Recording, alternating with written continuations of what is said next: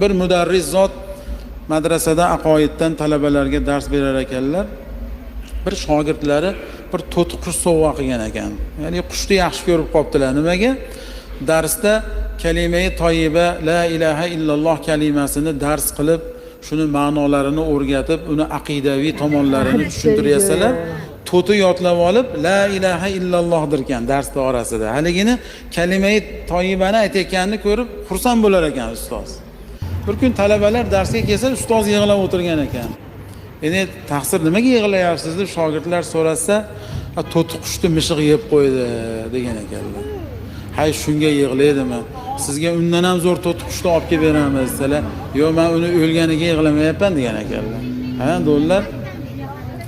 Shu kalima-i tavhidni, toyibani, la ilaha illallohni yoddan bilarida shu qush dedilar, ha. Mishiq unga hujum qilib